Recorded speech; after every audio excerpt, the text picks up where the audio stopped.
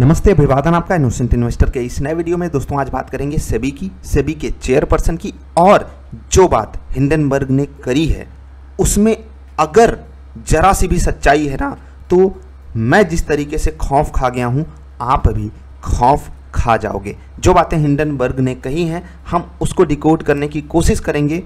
जो भी document Hindenburg ने बोला है उसमें जो बातें कही हैं वो सच में डरावनी हैं, खतरनाक हैं। चलिए चलते हैं। पहले हिंडनबर्ग आकर के हमसे क्या बोलता है, विसल ब्लोअर। विसल ब्लोअर मतलब अंदर का बंदा, खुफिया इंसान, वो आकर के बताता है, उसके डॉक्यूमेंट्स आकर के बताते हैं, वो खोल देता है अंदर के राज कि जो सेबी की चेयरपर्सन हैं, नाम जानते हैं, अभी आपको नाम बता रहा हूं। उनका स्टेक है एक ऑफशोर कंपनी में, एक्चुअली कंपनीज में, entities used in Adani money siphoning scandal. याद है 1.5 साल पहले की कहानी? याद है जब अदानी ग्रुप पे हिंडनबर्ग की रिपोर्ट आई थी, क्रैश कर गए थे स्टॉक्स भयंकर तरीके से, सर्किट लग रहे थे भाई, लोअर सर्किट्स।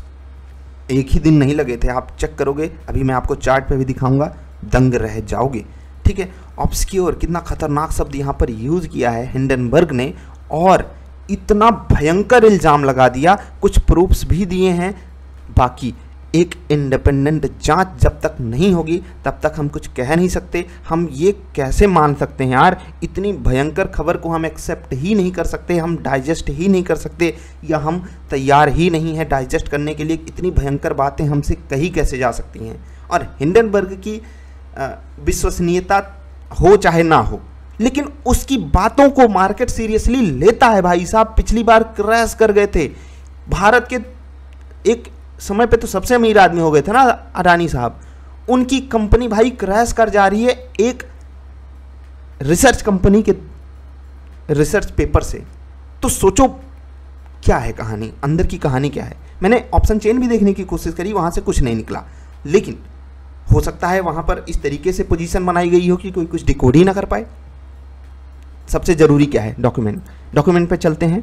और इस वक्त रात के बज रहे हैं 3:45, मैं चलूँगा। इन्होंने कहा 10 अगस्त को सुबह 5:30 बजे, यानी कि ये कहीं और से ट्वीट किए होंगे कि भैया समथिंग बिग सून इंडिया। इन्होंने सिर्फ इतना लिखा, उसके बाद रात में इन्होंने रिपोर्ट निकाली और ये हेडलाइन दी, whistle blower documents reveal SEBI chairperson had stake in obscure offshore entities used in Adani money siphoning scandal. पैसे की हेरा फेरी वाला जो स्कैंडल था, तो उसमें जो कंपनी इन्वॉल्व थी वहां पर हिस्सेदारी है किसकी? सेबी के चेयरपर्सन की। अब आप सोच करके देखो, खौफ खाने वाली बात है या नहीं? भाई खतरनाक बात है। इन्होंने आगे क्या कहा है हम उस पर एक एक बात तो मैं आपको समझाना चाहता हूं, लेकिन बहुत लंबी रिपोर्ट है, बहुत लंबी, जो जरूरी है ना, जो सच में आपको सोचने पे मजबूर कर दे, हम वहां तक चलेंगे और उसको देखने की कोशिश करेंगे। कुछ बातें यहाँ पर कही जा रही हैं, लेकिन जो सबसे ज़रूरी बात है हम वहाँ तक चलेंगे। मुझे एक बात ने सबसे ज़्यादा डराया, पता है क्या? अभी मतलब आप छोटी छोटी बातें नोटिस करोगे तो आप दंग रह जाओगे। यहाँ पर देखो, सबसे इम्पॉर्टेंट बात यह है कि जब ये बनी चेयरपर्सन सेबी की, इनका नाम आप यहाँ पर पढ़ भी सकते हो, ठीक है। अदानी साहब इनसे मिले, गौतम अदानी मीट्स सेबी चेयरपर्सन, यहाँ पर सेबी चेयरपर्सन का नाम लिखा हुआ है, ठीक है, माधवी पुरी बुच।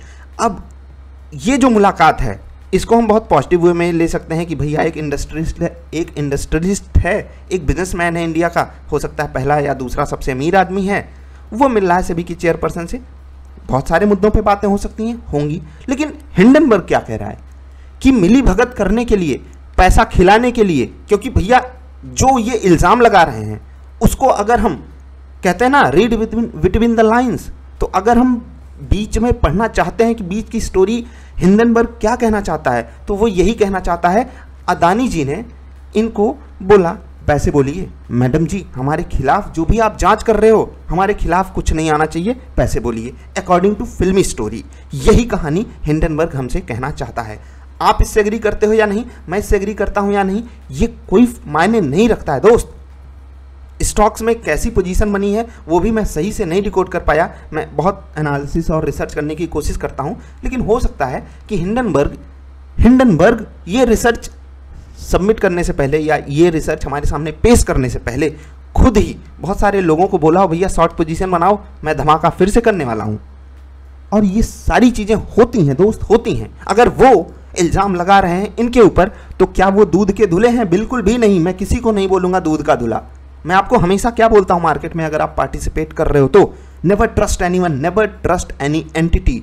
कोई कुछ भी बकने दो, बक बक बक बक करने दो, मैं आपसे कुछ भी आकर के कहूँ never trust me, never trust anyone in this market, क्योंकि यहाँ इन्वॉल्व है पैसा, और पैसा है ना तो अच्छों का दिमाग फिर जाता है, अच्छों का दिमाग फिर जाता है। हो सकता है यहाँ पर जो आपको दिख रही हैं इनका भी दिमाग फिर गया हो। मैंने बोला हो सकता है क्योंकि हिंडनबर्ग यही बात कह रहा है। अगर आप सोचो ऑफशोर कंपनी मतलब आपको मैं समझा देता हूँ, ये मान लो इंडिया है, इंडिया के बाहर कोई लोकेशन है, यहाँ की कंपनी जब यहाँ पर कोई कंपनी या अपनी कह सकते हैं ना कि मेरी सब्सिडियरी है वो कहीं और काम कर रही है, लेट्स से यहाँ हो सकता है यहाँ पर टैक्स कम के नाम पे हम बोलें कि भैया हमारी कंपनी हमने वहाँ पर इसलिए खोली है सब्सिडियरी क्योंकि वहाँ पर टैक्सेस कम है, और वही कंपनी हमारे स्टॉक्स में अगर आकर पैसा लगाए तो हम यहाँ से लोन ले रहे हैं, लोन लेके इस कंपनी में इन्वेस्टमेंट कर रहे हैं कि भैया हम कैपेक्स डाल रहे हैं उस कंपनी में, और वो कंपनी यहाँ हमारे शेयर्स को खरीद रही है, बूम कर रही है शेयर्स को। क्योंकि हिंडनबर्ग तो कह रहा था ना 150 की पीक पे स्टॉक है, ऐसा नहीं 150 की पीक पे और स्टॉक्स नहीं है, सिर्फ अदानी के ही थे, अदानी एंटरटेनमेंट या जो भी, वो मैं पुरानी रिपोर्ट की बात कर रहा हूँ। 150 पी बताए थे, इतना महंगा स्टॉक कैसे हो सकता है? उनके पीछे की कहानी ये थी, और ये कह रहे हैं हिंडनबर्ग वाले कि जो सेबी की चेयरपर्सन है, जो इनकी ऑफशोर कंपनी है, मतलब कि जो कंपनी बाहर है अदानी ग्रुप की जो सब्सिडियरी है, ठीक है, वहां पर इनकी हिस्सेदारी है। सोच के देखो, इनकी, इनके पति की, या जो भी वो कहना चाहते हैं, अभी आप देखना आगे। इस मीटिंग को उन्होंने सस्पेक्टेबल, कहते हैं ना, क्या बोलूं इसको, मतलब संशय के दायरे में ला के रख दिया, और भयंकर वाला संशय। ऐसा है नहीं कि आप शक ना करो, हर एक बात यहाँ शक करने वाली है। अभी मैं आपको एक चीज़ दिखाता हूँ, देखो ये मेल वगैरह तो थोड़ा सा टेक्निकल हो जाएगा, वो मुझे समझना भी नहीं है, आपको समझाना भी नहीं है। जो एकदम आसान बातें हैं ना वो मैं आपको समझाऊंगा। ये यहाँ पर बता रहे हैं कि इनके पास वैल्यू कितनी है, शेयर्स ये कितने होल्ड करते हैं, ये सब मत देखो क्योंकि ये थोड़ी सी टेक्निकल बात है। जो एकदम आसान बात है ना, मैं वो आपको दिखाऊंगा। अभी वो न्यूज़ 18 इंडिया वाला 1 मिनट आ जाए, कोई मनी कंट्रोल ने छापा था शायद, हाँ नेटवर्क 18 का था। ये चीज़ और डरावनी है भाई। सभी चीफ ने क्या कहा, says her new favourite investment product will equal the size of India's equity market. यहाँ पर बात पता है क्या हो रही है, यहाँ पर बात हो रही है रियल एस्टेट की, रियल एस्टेट की बात हो रही है कि सेबी ने बोला कि लोग स्टॉक मार्केट में कम पार्टिसिपेट करें। सेबी चेयरपर्सन ने ऐसा बोला क्योंकि वो प्रमोट करना चाहती हैं REIT, real estate investment trust, infrastructure investment trust.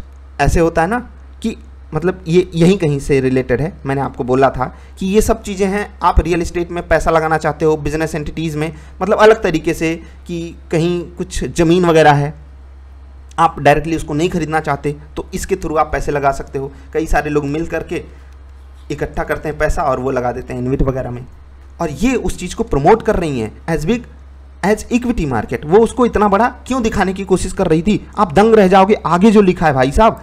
क्योंकि एक कंपनी है, कौन सी, ब्लैकस्टोन, यही है ना। यहाँ पर आप देखो, ये real estate investment trust writ as an investment product found a cheerleader in none other than SEBI chairperson Madhavi Puri Buch, who called it one of her favorite products for the future। Future में ये एक बहुत बेहतरीन product सामने आ रहा है लोगों के। रिट यानी कि इंफ्रास्ट्रक्चर इन्वेस्टमेंट ट्रस्ट, ये हो गया। And municipal bonds combined will become as big as India's equity market. ठीक है, ये ऐसा इन्होंने कहा था, और उसके पीछे की जो स्टोरी है वो ये है कि एक कंपनी है ब्लैकस्टोन, अभी वो भी आपको दिखाता हूं क्योंकि वो इनके पति की कंपनी है। इस चीज से उनका डायरेक्टली इनडायरेक्टली फायदा है। या पढ़ो, Madhabi Buch currently has a 99% stake in an Indian consulting business called Agora Advisory। ये देख रहे हैं, अगोरा एडवाइजरी में इनके पति डायरेक्टर हैं और क्या भाई साहब, मतलब 99% स्टेक, ये तो डायरेक्ट उसके मालिक हैं। आपने वो चीज़ नहीं देखी शायद, एक मिनट में वो भी दिखा देता हूँ जो मैं आपको दिखाना चाह रहा था। ठीक, एक मिनट, ये यहाँ पर आप जाकर के न्यूज़ पढ़ सकते हो, मनी कंट्रोल पे है, और इनके जो पति हैं, ठीक है, इनके जो पति हैं उनकी जो कंपनी है, यहाँ देखो ये लिखा हुआ है, while making those statements she omitted to mention that Blackstone who her husband advises stands to gain significantly from the asset class समझ रहे हो ना, कि इक्विटी हो गया, डेट हो गया, ऐसे ही रियल एस्टेट हो गया। किसको फायदा हो रहा है? स्टैंड्स टू गेन सिग्निफिकेंटली, ये एडवाइस करते हैं, ये देखो ब्लैकस्टोन, इनका फेवरेट प्रोडक्ट, और ये उस पर भी इल्ज़ाम लगा रहे हैं। अब सोचो कि ये इल्ज़ाम किस पे लगाया जा रहा है? सेबी चेयरपर्सन पे, जो इन्फ्लुएंसर्स को बोल रही थी you are not allowed to promote anything, you are not allowed to discuss about stocks, you are not allowed for anything. ये बोला जा रहा था एक इन्फ्लुएंसर को इन्हीं के द्वारा, और ये खुद एक इन्फ्लुएंसर बन रही हैं, ऐसा हिंडनबर्ग कह रहा है। सोचो कितनी खतरनाक स्टोरी है बैकग्राउंड में। अब इसका दूसरा एंगल समझते हैं। भैया अभी सेबी ने कुछ दिन पहले बोला हिंडनबर्ग की जो रिपोर्ट थी बेसलेस थी, बेकार थी, रद्दी थी, कौड़ी के भाव की थी, 2 कौड़ी की थी, यही बोला था सेबी ने। उससे हो सकता है हिंडनबर्ग तिल मिला गया हो, उससे हो सकता है हिंडनबर्ग बोला यार हमारी रेपुटेशन खराब कर दी सेबी ने, हम इनको और बुरी चोट देते हैं, और इसी कारण वो ऐसी रिपोर्ट लेकर के सामने आए हों। लेकिन विसल ब्लोअर का नाम दिया, कुछ प्रूफ्स दिए हैं, इसी मुद्दे पे मैं डिस्कशन आपसे कर रहा हूं। और ये मुद्दे सच में खतरनाक है, सच में मुद्दे भाई साहब खतरनाक है। और मैं तो डर रहा हूं कि क्या होगा। जो यहां पर होल्डर्स हैं शेयर्स के, जो लोग फ्यूचर लॉन्ग करके गए, जो लोग क्या बताऊं पुट लेके गए होंगे, उनके तो मजे हैं। और कौन लेके गया है पुट, कोई नहीं जानता। हो सकता है वहां पर पूरी चीजें छुपाई गई हों, क्योंकि देखने में तो कुछ गड़बड़ लगी नहीं रहा है भाई। मैंने देखा थोड़ा, हाँ, अगर आप एकदम अंदर घुसोगे तो हो सकता है दूर आपको कहीं दिखे राइटिंग हो गई है, और उसको पकड़ना। देखो कहने को तो कोई कह देगा कि नहीं यहाँ राइटिंग हो गई, यहाँ राइटिंग हो गई, हम एक एंगल से डिकोड करने की कोशिश कर सकते हैं। लेकिन अगर आप ऊपर से देखोगे बहुत सारे स्टॉक्स में इसी तरीके की राइटिंग पोजीशन होती है, और जिसको चोरी करनी होती है ना, वो छुप के करता है। वो डायरेक्ट पोजीशन वाला आएगा, पता नहीं चल जाएगा। हिंडनबर्ग वाले पहले ही पोजीशन शॉर्ट करवा के बैठे थे, उसके बाद रिपोर्ट लाते हैं, सैटरडे संडे बीच में पढ़ना चाहिए, जिससे कि लोग और खौफ खा जाएं। 2 दिन का जब मोमेंटम मिलता है ना लोगों को, मार्केट तो खुली नहीं है, लोग अचानक से रिएक्ट करेंगे, अचानक से रिएक्शन में खूब सारे स्टॉप लॉसेस जाते हैं, इसीलिए झटका और भयंकर लगता है। सर्किट लग जाते हैं, सर्किट लगेगा, लोग और डरेंगे, और नीचे ना चला जाए, फिर और भयंकर तबाही आती है। इसी का फायदा हमेशा हिंडनबर्ग उठाता है। पिछली बार भी देख लो कहानी कैसे बनाई थी उन्होंने। तो ये तो हो गई अभी तक की बात। अभी आगे और क्या बातें कही गई हैं, मैं वो पढ़ूंगा तो फिर से आप दंग रह जाओगे। चलिए नीचे चलते, यो पढ़ लो भैया। 2022 में रिपोर्ट किया गया 261 यानी $2,61,000 रेवेन्यू फ्रॉम कंसल्टिंग से इनको मिले $2,61,000। ये डॉलर की साइन है, right. 4.4 times her disclose salary at SEBI. SEBI में वो जितनी सैलरी बताती हैं उससे 4 गुना ज़्यादा इनको इनकम हुई, रेवेन्यू हुआ सिर्फ कंसल्टिंग से। जस्ट थिंक अबाउट इट, हमसे टैक्स लिया जाता है, हम 50 लाख कमाते हैं, हमसे भरवा लेते हैं ये लोग 12 लाख टैक्स भरवा लेते हैं। आप कमाते हो 1 करोड़ रुपए, आपसे ये भरवा लेंगे 25 लाख रुपए टैक्स, और खुद ऐसी बातें हो रही हैं। रिपोर्ट की बात मैं कह रहा हूं, अगर ये सच है तो हम मार्केट में हैं क्यों भाई? हम ही लोग तबला बचे हैं बजाने के लिए। अगर ये सच है तो, अगर ये झूठ है तो यार हिंडनबर्ग की महत्वता इतनी इंडियन मार्केट में है क्यों? ऐसी रिपोर्ट को सिरे से खारिज कर देना चाहिए। इन लोगों को इतना बड़ा बनाया कौन? I don't know.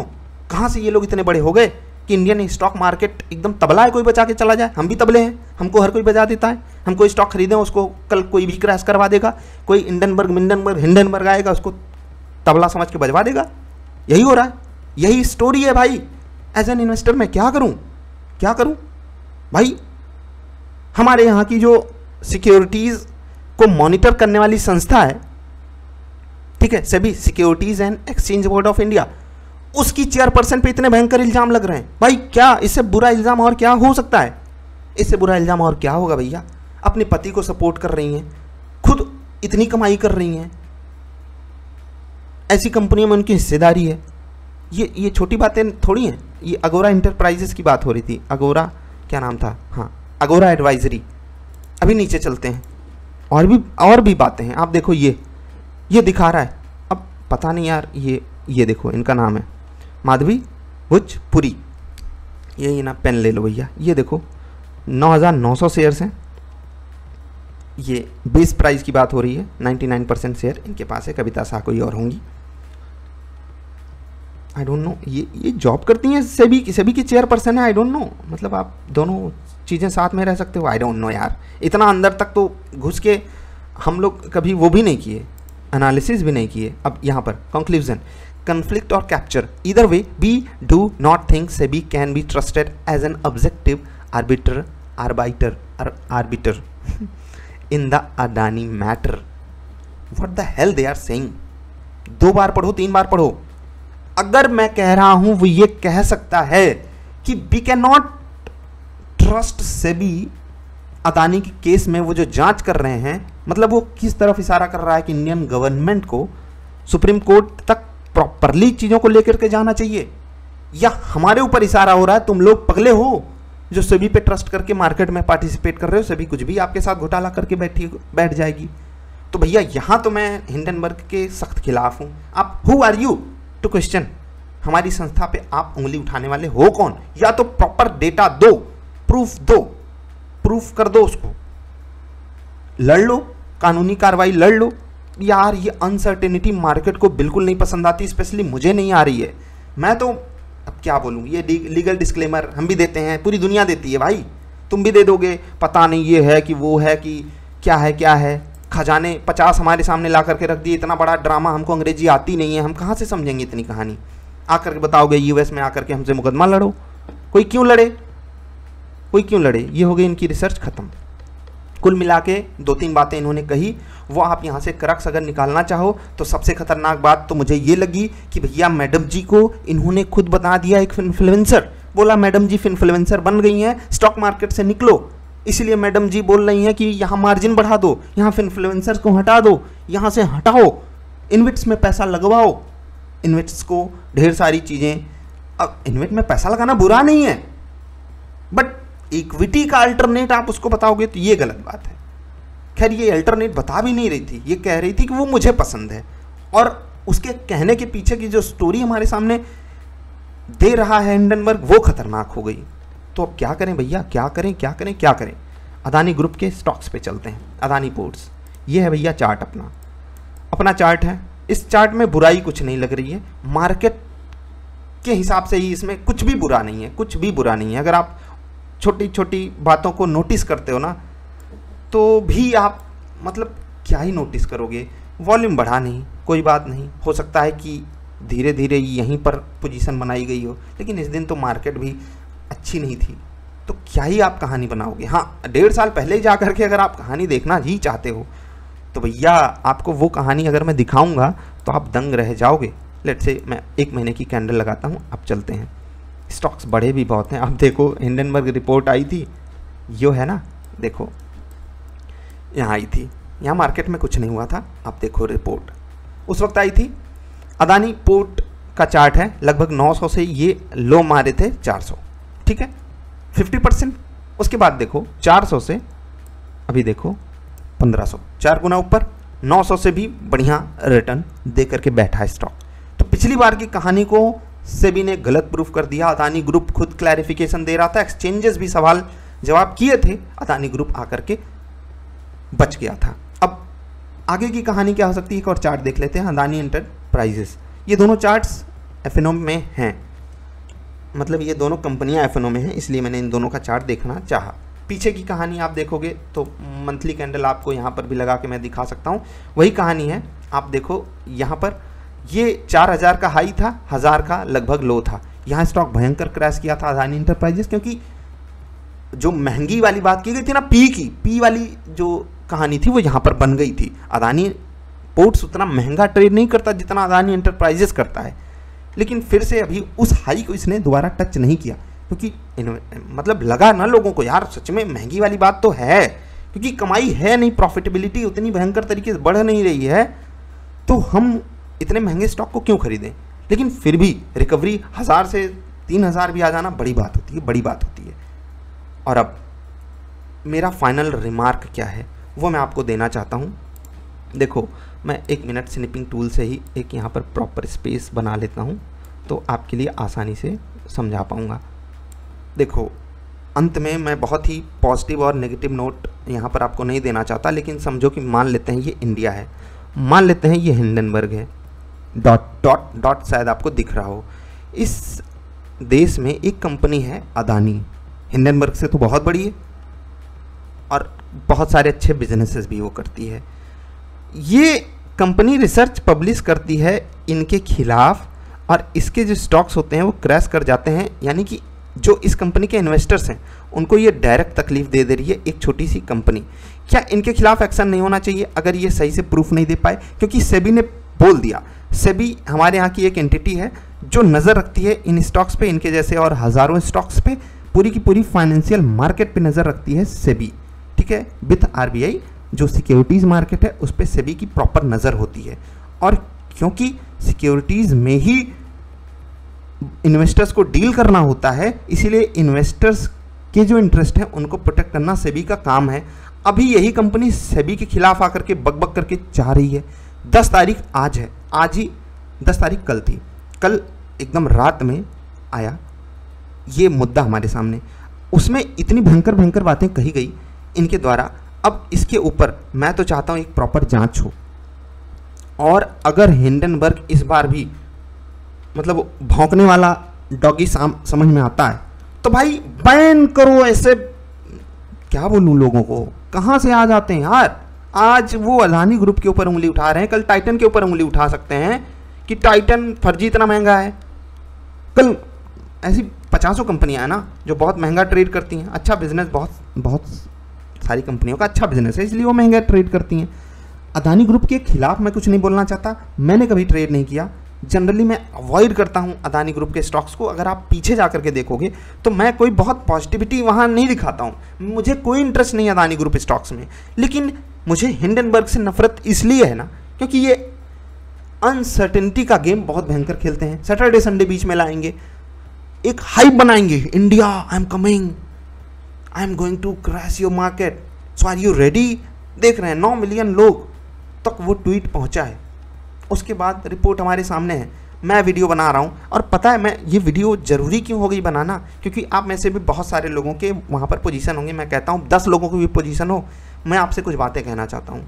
देखो, स्टॉक अगर क्रैश करता है तो यहाँ पर आपकी प्रॉपर कोई गलती नहीं है, कोई गलती नहीं है। आपके स्टॉप लॉसेस अगर आप पहले से सोच के बैठे होगे, क्योंकि ओवरनाइट पोजीशन में आप स्टॉप लॉस रख नहीं सकते हो, तो कुछ किया नहीं जा सकता। दूसरी बात क्या है कि अगर आप ट्रेडर हो तो पोजीशन हमेशा मैं हेज करने को बोलता हूँ। खैर यहाँ पर मैं ये नहीं कहूँगा आपने हेज नहीं की तो आप बेकार इंसान हो। जो मैनेजमेंट होता है ट्रेड्स का, यानी कि एक ट्रेड आप कितना बड़ा लोगे वो आपको अपने हिसाब से समझना चाहिए। हाँ, जिनके पास पुट है अदानी ग्रुप की, उनकी तो चांदी है। चांदी इसलिए क्योंकि भैया यहाँ पर 10% का अपर सर्किट लगने वाली बात की संभावना बहुत ही लीस्ट है ना, क्योंकि मार्केट के साथ ही स्टॉक्स चलते हैं। लेकिन 10% लोअर सर्किट मारने की संभावना बहुत भयंकर बन गई है। ये पिछली बार यही किए थे, ले दे के कुछ नहीं हुआ, स्टॉक्स ऊपर ही चले गए।